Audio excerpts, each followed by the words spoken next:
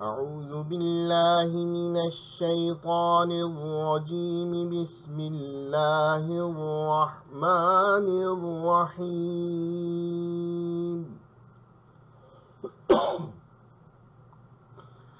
يا أيها الإنسان ما غرك بربك الكريم.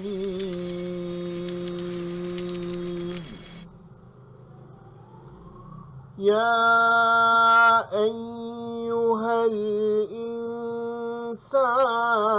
ما غرك بربك الكريم.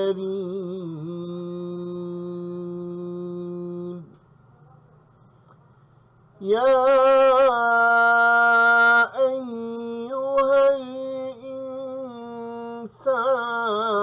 ما غرك بربك الكريم.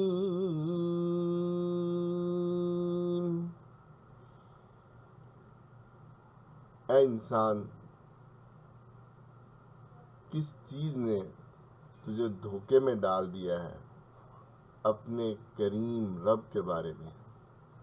یا ایہا، اے الانسان، انسان، ما، کس نے، غرکا، دھوکے میں ڈالا تجھے، کاف کا مطلب تو، غرکا، تجھے دھوکے میں ڈالا، بربکا، بی کا مطلب ساتھ، ربکا تیرے رب کے ساتھ، یعنی تیرے رب کے بارے میں، الکریم جو بہت مہربان۔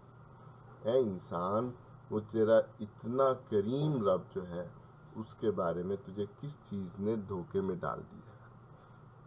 یا ایہا الانسان، اے انسان، ما غرکا، کس چیز نے تجھے دھوکے میں ڈالا ہے، بربک الکریم، اپنے کریم رب کے بارے میں۔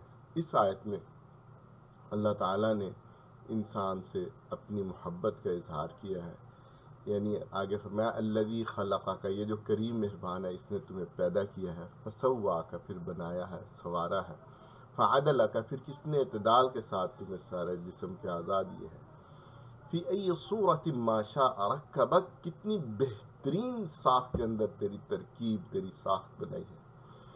اور اس طرح اللہ تعالیٰ اپنی محبت کا اظہار کرتا ہے، اور انسان غور کرے کہ واقعتاً اللہ تعالیٰ نے جو ہمیں پیدا کیا ہے، جس کے ہاتھ میں سب کچھ ہے، ہمارا رزق، ہماری عزت، آبرو، سب کچھ اللہ کے ہاتھ میں ہے، حتیٰ کہ ہماری یہ زندگی، ہماری صحت، یہ سب کچھ اللہ کے ہاتھ میں ہے۔ وہ جو کریم رب، اور ہم گناہ پہ گناہ کرتے چلے جاتے ہیں، وہ معاف پر معاف کرتا چلا جاتا ہے اور موقع دیتا ہے کہ ہم معاف کر لیں۔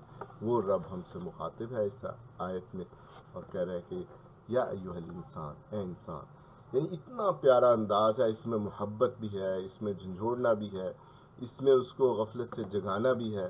تو جیسے کوئی ماں سوئے ہوئے بچے کو جگاتی ہے، بالکل ہر طرح کے جذبات آپ اس میں محبتیں جمع کر لیں، اس جملے میں آ جاتی ہیں کہ یا ایھا الانسان، اے انسان، ما غرک بربک الکریم، تجھے کس چیز نے دھوکے میں ڈال دیا ہے اس کے بارے میں، بربکا، تو تیرا رب ہے، الکریم، جو بہت مہربان ہے۔ اللہ تعالیٰ ہمیں اس سے محبت، یہ صورت حفظ کے لیے اس لیے رکھی گئی تھی کہ ہم اللہ تعالیٰ سے محبت شروع کر دیں، حقیقت ہے وہ ہماری فطرت کے اندر موجود ہے۔